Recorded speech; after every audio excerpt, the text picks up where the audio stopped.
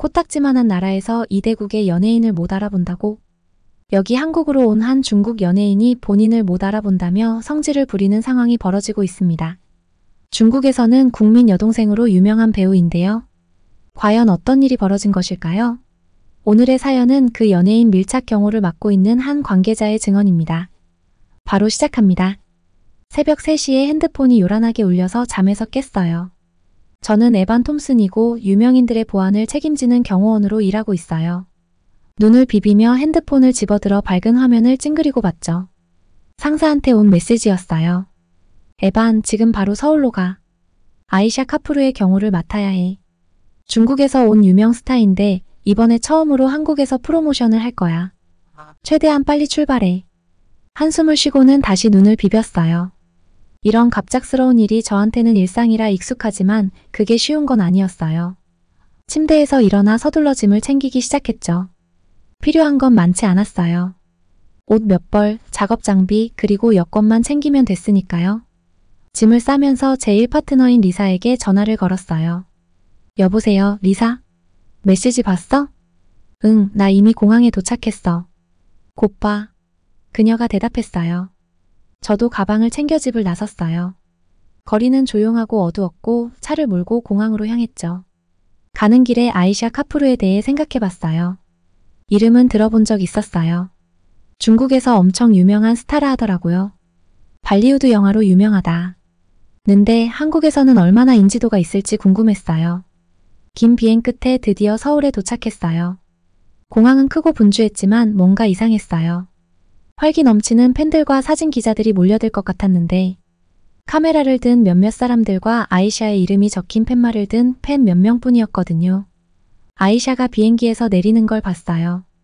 키가 크고 아름다웠고 긴 검은 머리에 환한 미소를 짓고 있었죠. 그런데 그녀가 주위를 둘러보면서 그 미소가 살짝 사라지는 걸 느꼈어요. 분명 작은 인파에 실망한 눈치였어요. 우리는 그녀에게 다가갔어요.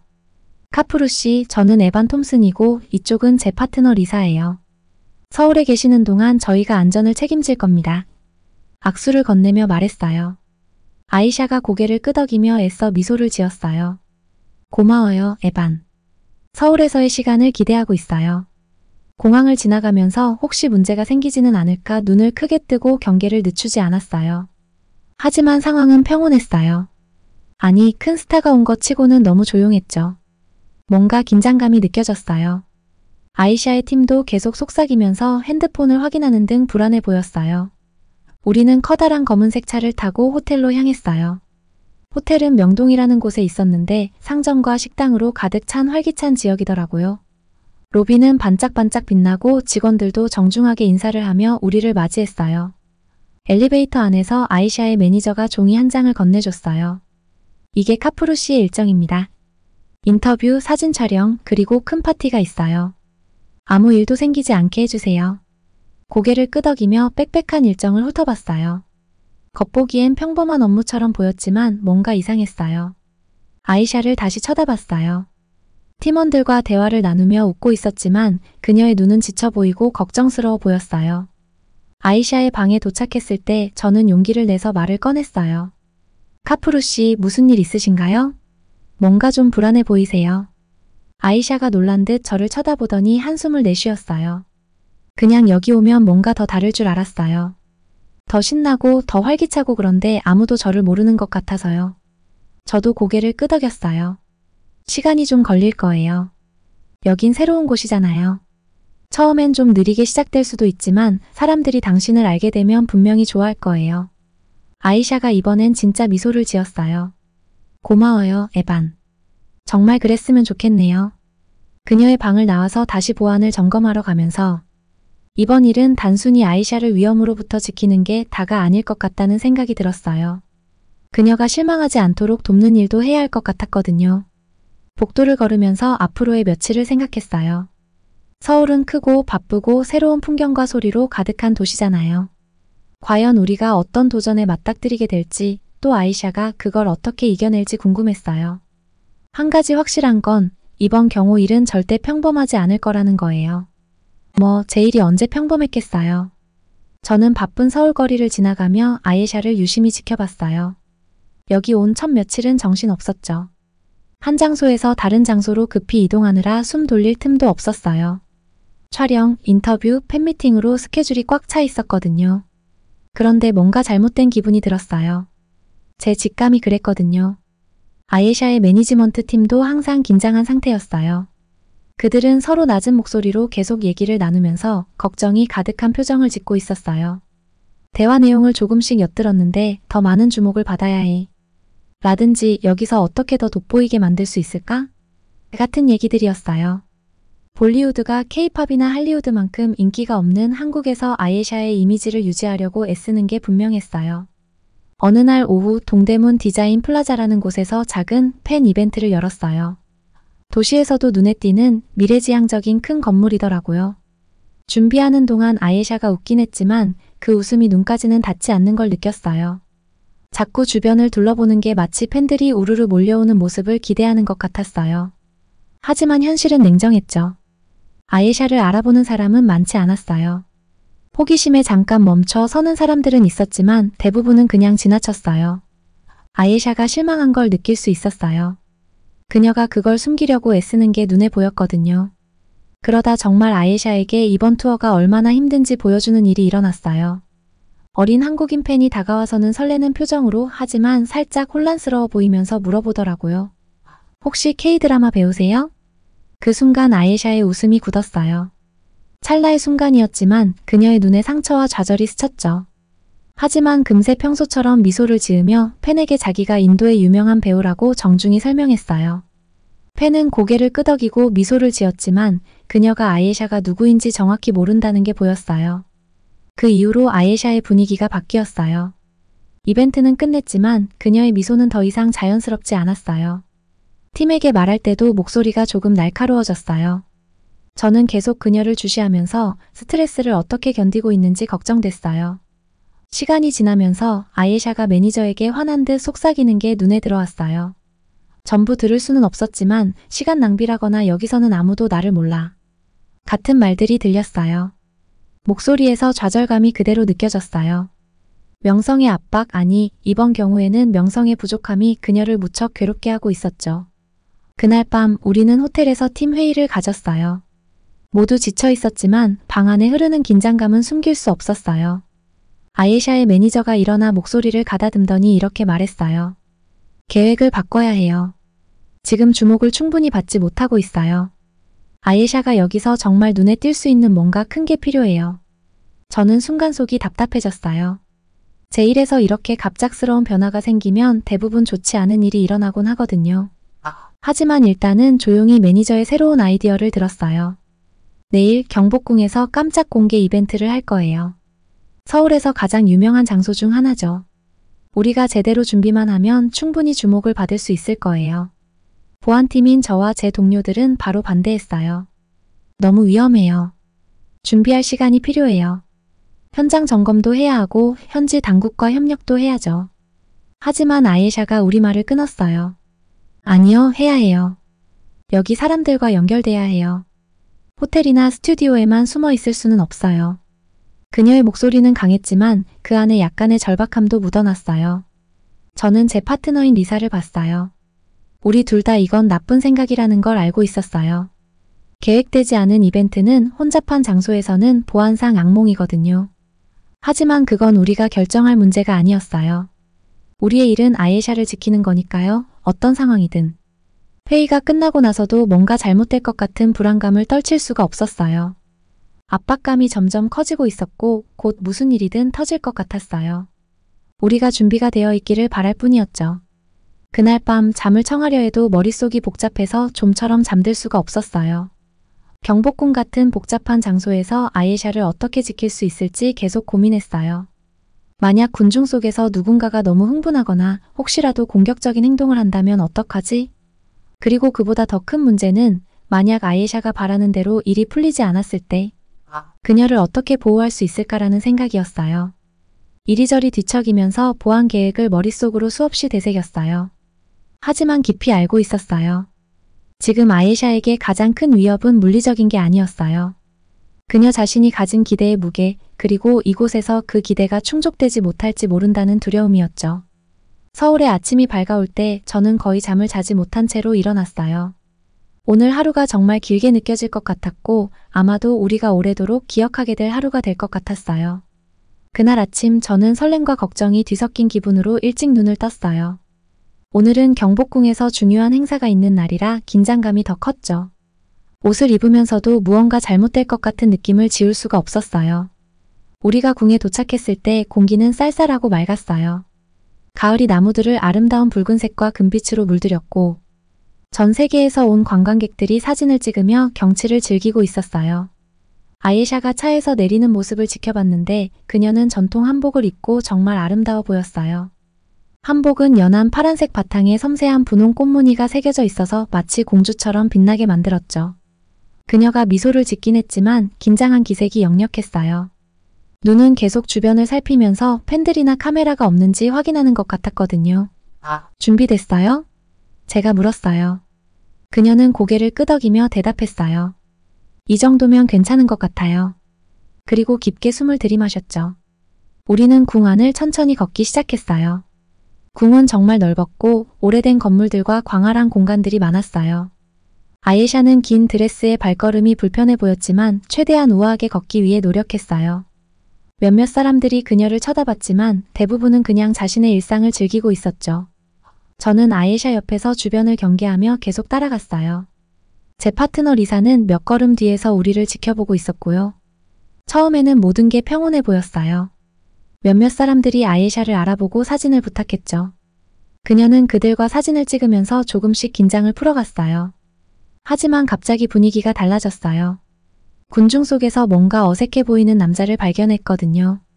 그는 야구 모자를 깊게 눌러쓰고 계속 주변을 두리번거렸어요.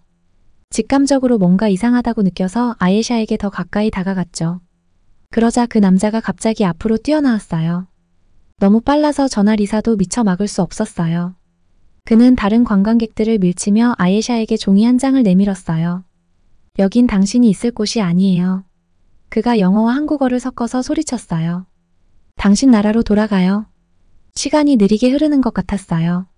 아예샤의 얼굴에 충격이 서려 있었고 그녀의 눈은 두려움과 상처로 가득했어요. 종이는 그녀의 손에서 떨어져 나뭇잎처럼 땅으로 천천히 내려갔어요. 저는 재빨리 반응해서 그 남자를 아예샤로부터 밀어냈어요. 리사도 바로 저와 함께 서서 아예샤와 군중 사이에 벽을 만들었어요. 사람들은 웅성거리기 시작했어요. 어떤 사람은 화를 내고 또 다른 사람은 혼란스러워했죠. 무슨 일이야? 저 사람 누구야? 왜 저 남자가 소리 질렀어? 궁의 평화롭던 분위기는 온데간데 없고 혼란과 소란으로 가득했어요. 관광객들이 앞다투어 앞으로 몰려들었고 일부는 휴대폰을 꺼내 상황을 촬영하기 시작했어요. 아예샤를 봤을 때 그녀의 얼굴은 새하얗게 질려 있었고 온몸이 떨리고 있었어요. 이건 단순히 경호의 문제가 아니었어요. 누군가 그녀를 개인적으로 공격해 이곳에선 환영받지 못한다는 두려움을 심어준 거였죠. 여기서 나가야 해요. 저는 단호하게 말하며 아예샤의 팔을 붙잡고 그녀를 부축했어요. 그녀는 말없이 고개를 끄덕였어요. 그녀가 떨고 있는 걸 느끼며 우리는 서둘러 차로 돌아갔어요. 군중은 우리를 위해 길을 비켜줬고 어떤 사람들은 걱정스러운 표정을 지었지만 대부분은 그저 호기심 가득한 눈빛으로 쳐다보고 있었어요. 우리가 걷는 동안 주변 대화가 들려왔어요. 저 사람 인도에서 온 배우 아니야? 왜 저 사람한테 그렇게 심하게 굴지? 너무 안 됐다. 드디어 차에 도착했어요. 저는 아예샤가 조심히 차에 타도록 돕고 곧바로 옆자리에 앉았어요. 리사는 앞자리에 올라타더니 차는 바로 궁을 떠났어요. 호텔로 돌아가는 길은 침묵만이 가득했어요. 아예샤는 창밖을 바라보며 깊은 생각에 잠긴 듯 했어요. 무슨 말을 해줘야 위로가 될지 몰라서 저도 입을 열지 못했어요. 누군가가 당신에게 넌 이곳에 어울리지 않아라고 말한 뒤에 어떻게 그 사람을 위로할 수 있겠어요? 호텔에 도착하자마자 아예샤는 한마디도 없이 곧장 자신의 방으로 들어갔어요. 그녀의 매니저도 뒤따라가면서 걱정과 분노가 뒤섞인 표정을 짓고 있었어요. 리사와 저는 복도에 남아서 다음에 어떻게 해야 할지 고민했어요. 상황이 안 좋아요. 리사가 고개를 저으며 말했어요. 정말 심각해요. 저도 고개를 끄덕이며 답답하고 화가 났어요. 우리는 아예샤를 보호해야 했는데 말이나 편견으로부터는 그녀를 지킬 수 없었어요. 그런 말들은 신체적 공격만큼이나 아프게 상처를 줄 수 있거든요. 그때 아예샤의 방에서 흐느끼는 소리가 들려왔어요. 그 소리를 듣자 마음이 찢어질 것 같았어요. 아예샤는 이곳에 희망을 품고 와서 사람들과 교류하고 자신의 재능을 나누고 싶어 했어요. 그런데 단 한 사람의 증오로 인해 모든 것을 의심하게 되어버린 거죠. 저는 벽에 기대어 그날 일어난 일의 무게를 느꼈어요. 이건 단순히 실패한 행사나 나쁜 홍보로 끝날 문제가 아니었어요. 한 사람이, 그토록 착하고 재능 있는 사람이 마치 자신이 이곳에 있을 자격이 없다는 기분을 느낄 정도로 상처를 받은 거였죠. 우리는 아예샤를 지키는 경호원이에요. 하지만 지금 와서 보니 단순히 그녀를 안전하게 지키는 것만으로는 충분하지 않다는 걸 깨달았어요. 사람들은 안전함뿐만 아니라 환영받고 존중받는다는 느낌도 필요하니까요. 저는 깊게 숨을 들이쉬며 이 상황을 어떻게 바꿀 수 있을지 생각했어요. 분명 방법이 있을 거예요. 아예샤에게 단 한 번의 나쁜 경험이 그녀의 여행 전체를 정의하지 않는다는 걸, 그 남자 한 명의 행동이 한국 전체를 대변하지 않는다는 걸 보여줄 방법이요. 어느새 해가 저물어가고 있었어요. 해야 할 일이 많다는 걸 알았지만 저는 결심했어요. 아예샤가 여기서 자신의 자리를 찾고 누군가 뭐라고 하든 상관없이 그녀가 충분히 환영받을 자격이 있다는 걸 느낄 수 있게 도와주겠다고요. 궁에서의 사건은 우리에게 가장 힘든 순간이었어요. 하지만 이 사건이 전환점이 될 수도 있을 거라고 믿고 싶었어요. 때로는 가장 어려운 순간이 가장 큰 성장을 이끄니까요. 저는 그 조용한 복도에 서서 아예샤가 다시 힘을 찾을 수 있도록 돕겠다고 조용히 다짐했어요. 저는 아예샤의 호텔 방 앞에 서 있었어요. 머릿속이 복잡하게 돌아가더라고요. 궁전에서 있었던 일 때문에 우리 모두가 충격을 받았지만 특히 아이샤는 그 사건을 더 심하게 받아들인 것 같았어요. 문 너머로 그녀의 흐느끼는 소리가 희미하게 들려왔거든요. 제 파트너 리사는 저 옆에서 걱정스러운 표정으로 서 있었고요. 이제 어떻게 해야 하죠? 리사가 속삭이듯 물었어요. 저는 고개를 저었어요. 잘 모르겠어요. 그녀가 괜찮은지 확인해야 하긴 하는데 또 그녀의 사생활도 존중해줘야 하니까요. 그때 아이샤의 매니저가 복도를 달려오는 게 보였어요. 얼굴이 빨개진 채 숨을 몰아쉬고 있었는데 로비에서부터 뛰어온 모양이었어요. 이건 완전 재앙이에요. 그가 숨을 헐떡이며 말했어요. 그녀는 사람들의 마음을 사로잡아야 하는데 지금 이게 뭐죠? 그는 답답한 듯 허공에 손을 휘저었어요. 그의 걱정을 이해했어요. 이번 투어는 아이샤를 한국 관객들에게 소개하려는 목적이었는데 지금까지 계획대로 되지 않았거든요.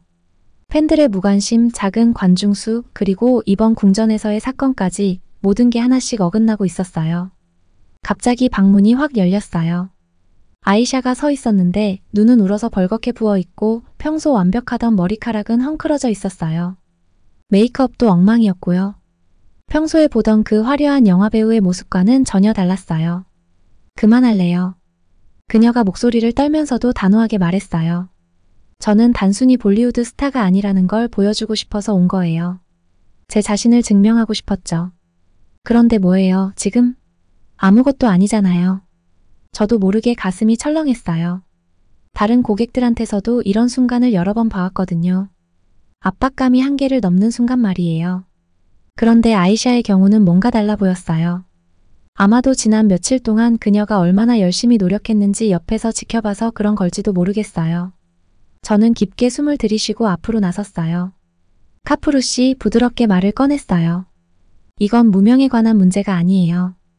회복력을 보여주는 거죠. 여기는 다른 나라예요. 문화도 다르고요. 시간을 좀 더 주세요. 아이샤는 고개를 저었어요. 다시 눈물이 맺히는 게 보였어요. 시간? 저한테는 시간이 없어요.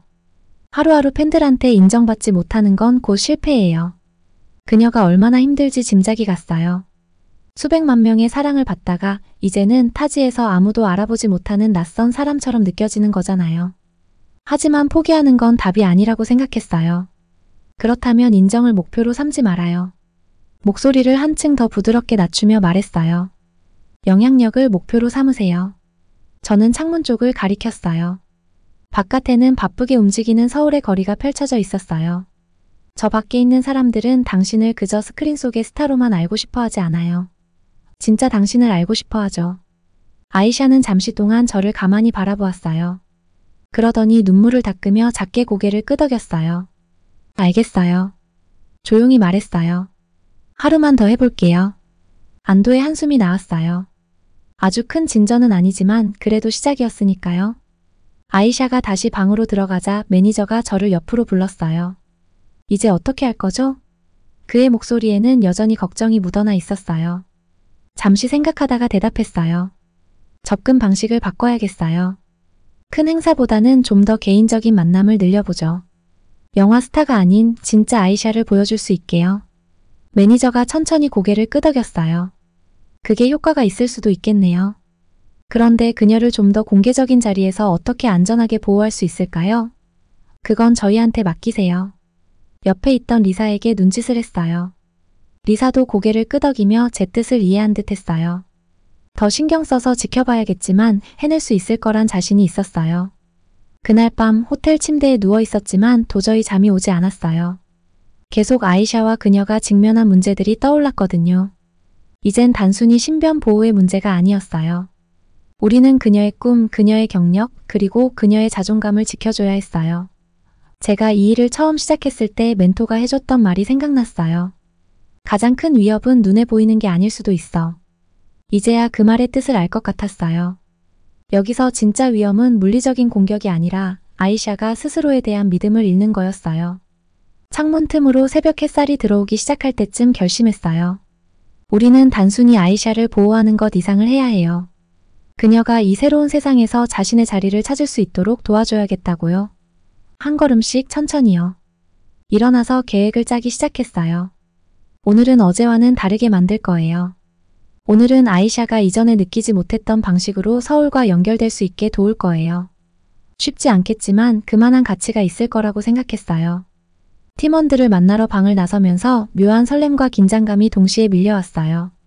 이런 일은 제 업무에 포함된 건 아니었지만 좋은 경호원이 되려면 때론 규정 이상의 일을 해야 할 때도 있잖아요. 오늘 우리는 단순히 한 명의 스타를 보호하는 게 아니었어요. 새로운 하늘 아래 그녀가 다시 빛날 수 있도록 돕는 거였어요. 다음날 아침 걱정과 희망이 뒤섞인 감정으로 일찍 눈을 떴어요. 어제는 아이샤에게 꽤 힘든 하루였지만 오늘은 다시 시도해볼 준비가 된 듯 했어요. 옷을 입으면서 오늘은 어떻게 하면 다르게 만들어 볼 수 있을지 고민해봤죠. 우리 팀은 새로운 접근법을 시도해보기로 했어요. 화려한 이벤트 대신 좀 더 소박한 걸 해보자고 계획을 바꿨어요. 그래서 인사동에 가기로 했죠. 인사동은 전통적인 상점들과 예술로 유명한 동네라서 아이샤가 좀 더 편안하게 한국을 즐길 수 있지 않을까 싶었어요. 인사동에 도착하자 좁은 골목길을 따라 형형색색의 상점들이 줄지어 있는 게 보였어요. 공기에는 매콤한 음식 냄새와 달콤한 간식 냄새가 뒤섞여 있었죠. 아이샤는 호기심 가득한 눈빛으로 주변을 둘러봤어요. 오랜만에 그녀가 무언가에 흥미를 보이는 걸 보니 기분이 좋더라고요. 저 가게들 좀 봐요. 아이샤가 손으로 손수 페인팅한 부채를 파는 가게를 가리키며 말했어요. 저기 들어가 봐도 돼요? 저는 그녀의 눈빛을 보며 미소를 지었어요. 물론이죠. 오늘 여기 온 이유가 그거잖아요. 우린 그 부채 가게에서 1시간을 보냈어요. 아이샤는 가게 주인과 부채 만드는 방법에 대해 이런저런 질문을 주고받았고 직접 부채에 그림을 그려보기도 했어요. 엉망진창으로 그려진 부채를 보고 아이샤가 웃는 모습을 보니 이제야 소문으로만 듣던 그녀의 모습이 보이는 것 같았어요. 스트레스에 짓눌린 스타의 모습이 아니라요. 가게를 나서면서 아이샤가 제게 말했어요. 이거 좋네요. 그냥 공연만 하는 게 아니라 진짜 한국을 보고 있는 느낌이에요. 저는 그 말을 듣고 속으로 안도했어요. 어떤 장소와 진짜 연결되려면 그곳의 일부가 되어보는 것도 좋은 방법이에요. 우린 길을 따라 걸으며 길거리 음식을 조금씩 맛봤어요. 아이샤가 호떡을 한 입 베어 물더니 눈이 반짝였어요. 와, 이거 진짜 맛있어요. 처음부터 이런 걸 했어야 했는데. 저도 고개를 끄덕였어요. 아이샤가 한국의 문화와 분위기를 즐기는 모습을 보니 기뻤죠. 길을 걷다 보니 작은 찻집 하나가 보였어요. 문이 열려 있어서 그 안에서 약초와 꽃향기가 솔솔 흘러나오더라고요. 한번 들어가 볼래요? 제가 물었고 아이샤는 고개를 끄덕였어요. 찻집 안에 들어가니 나이 지긋한 할머니가 따뜻한 미소로 우리를 맞아주셨어요. 한국어와 서툰 영어를 섞어가며 말씀하셨는데 그 친절함은 말이 필요 없을 정도로 전해졌어요. 할머니는 우리를 낮은 탁자가 있는 자리로 안내해 주셨고 우리는 바닥에 놓인 방석에 앉았죠. 잠시 후 할머니가 손으로 그린 듯한 작은 찻잔에 녹차를 따라주셨어요. 아이샤가 차를 홀짝이는 사이 할머니는 다시 다가오셨어요. 손에 뭔가를 들고 오셨더라고요. 먹과 붓, 종이로 이루어진 서예 도구 세트였어요. 여기서 환영해요. 할머니가 천천히 영어로 말씀하셨어요. 우리 글씨의 아름다움을 배워봐요. 아이샤의 얼굴에 진심 어린 기쁨이 피어올랐어요. 한국에 온 이후 처음으로 그렇게 행복해 보였어요. 정말요? 저한테 가르쳐 주실 거예요? 할머니는 고개를 끄덕이며 아이샤 옆에 앉으셨어요. 그 후 몇 시간 동안 아이샤는 서툴지만 열심히 한글을 써내려갔어요. 실수도 많았지만 전처럼 좌절하지는 않았어요. 오히려 실수할 때마다 크게 웃었고 할머니도 함께 웃으며 아이샤의 손을 토닥여 주셨어요. 저는 차를 마시며 그녀를 지켜봤어요. 오랜만에 이렇게 긴장을 풀고 웃는 아이샤의 모습을 보니 저도 한결 마음이 편해졌어요. 찻집의 분위기는 그야말로 평화롭고 따뜻했죠. 시간이 흘러 찻집에 사람들이 더 들어오기 시작했어요. 처음엔 아이샤를 힐낏거리기만 하던 사람들이 하나둘 다가와 아이샤가 뭐 하고 있는지 궁금해했어요. 얼마 지나지 않아 아이샤는 서투른 한글 글씨를 보여주며 동네 사람들과 이야기를 나누고 있었어요. 한 젊은 여성이 아이샤를 알아봤어요. 영화 포스터에서 본 적이 있다며 사인을 요청하는 대신 아이샤에게 자기 이름을 한글로 써달라고 했죠. 아이샤는 웃으며 최선을 다해 이름을 써줬어요. 결과물은 그리 훌륭하지 않았지만 다들 그 서툰 글씨를 재미있고 사랑스럽게 봐줬어요. 저녁이 되어 찻집을 떠날 때쯤 아이샤의 앞에는 연습했던 한글 글씨가 잔뜩 쌓여 있었어요. 손가락에는 먹물 자국이 묻었고 얼굴은 흥분으로 발그레해져 있었어요. 이제 호텔로 돌아가야 할 것 같아요. 제가 조심스럽게 말했어요. 아이샤는 고개를 끄덕였지만 여전히 떠나기 아쉬워 보였어요. 우리가 자리에서 일어서려는 순간 찻집 할머니가 아이샤에게 서예 도구 세트를 내밀며 말씀하셨어요. 가져가요. 우리를 기억해요. 아이샤의 눈에 눈물이 고였어요. 할머니를 꼭 껴안으며 말했어요. 정말 감사해요. 절대 잊지 않을게요. 호텔로 돌아가는 길에 아이샤는 말없이 창밖을 바라보고 있었어요. 하지만 그 침묵은 예전과는 달랐어요. 무언가 생각에 잠긴 듯 평온해 보였죠. 있잖아요. 갑자기 아이샤가 말을 꺼냈어요. 여기 와서 사람들이 날 알아봐 주길 바랐는데 오늘 더 중요한 걸 배운 것 같아요. 뭘 배웠는데요? 제가 물었어요. 아이샤가 미소 지으며 대답했어요. 사람들이 나를 알아봐 주는 것보다 내가 그 사람들을 알아가는 게 더 중요하다는 거요. 그들의 문화를 이해하고 존중하는 게 더 의미 있다는 걸요. 저는 고개를 끄덕이며 그녀가 얼마나 성장했는지 느낄 수 있었어요. 그건 정말 값진 교훈이에요. 여기서뿐만 아니라 집에 돌아가서도 큰 도움이 될 거예요. 호텔에 도착했을 때 아이샤의 모습이 아침과는 확연히 달라 보였어요. 그녀는 더 당당해 보였고 미소도 자연스러웠어요. 그리고 서예 도구 세트를 마치 보물처럼 꼭 쥐고 있었어요. 그제야 확신했어요. 한국에서의 남은 시간이 이제 완전히 달라질 거라는 걸요. 아이샤는 단순히 명성이나 인정이 아니라 이곳의 문화와 진정한 연결을 찾았어요.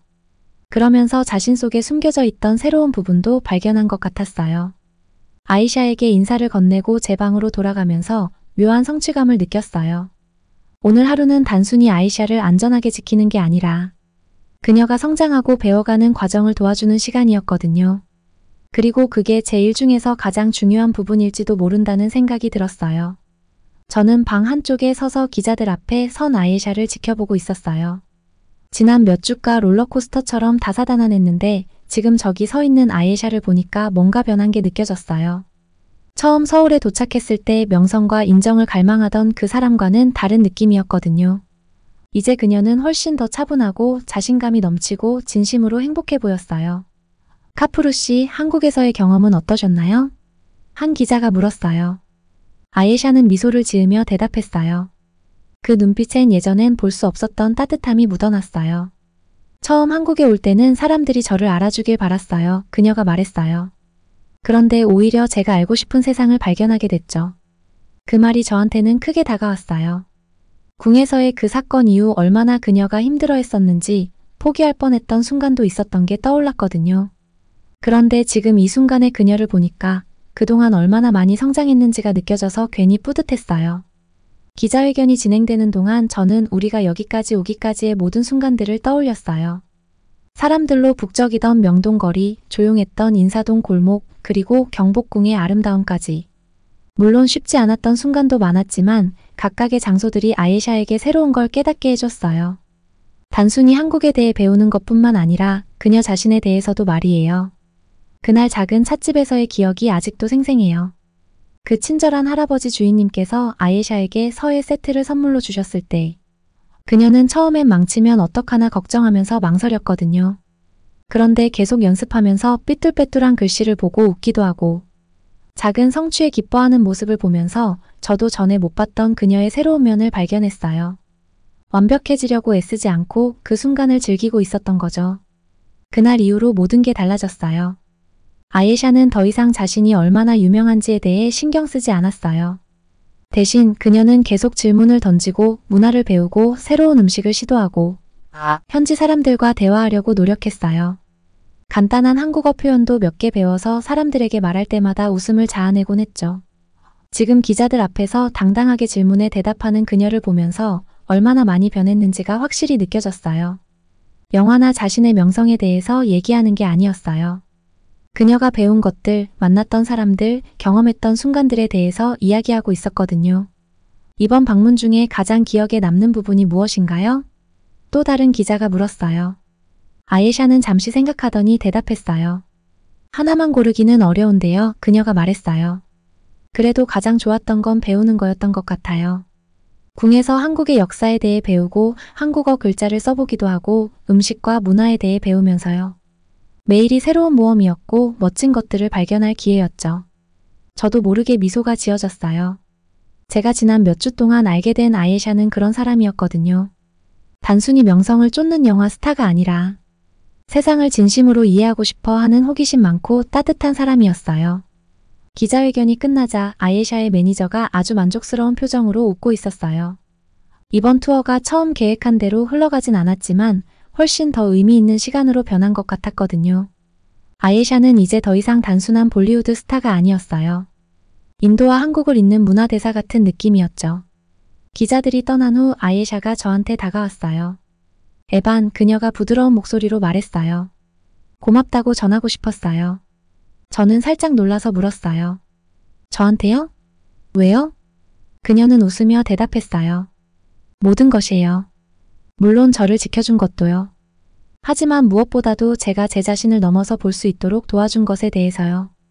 여기 처음 왔을 땐 오로지 유명해지는 것만 생각했는데 당신 덕분에 그게 전부가 아니라는 걸 깨달았어요.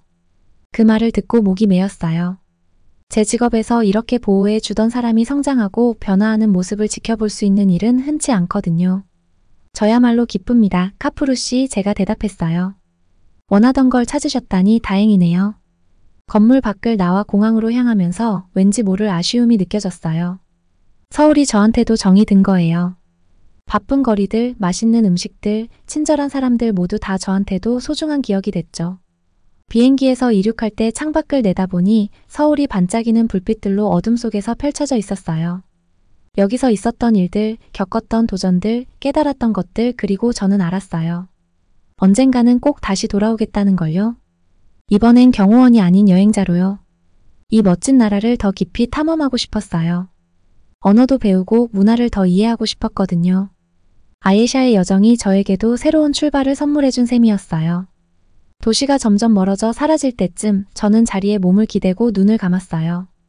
이 임무는 끝났지만 한국에서의 시간은 우리에게 오래도록 영향을 줄 거예요. 누가 알아요? 다음번에는 제가 인사동의 그 작은 찻집에서 서예를 배우고 있을지도 모르잖아요. 저는 미소를 지으며 생각했어요. 한국이 아예샤를 바꿔놓았듯이 저 또한 변화시켰어요. 그리고 이제 어디로 향할지 정말 기대가 되더라고요.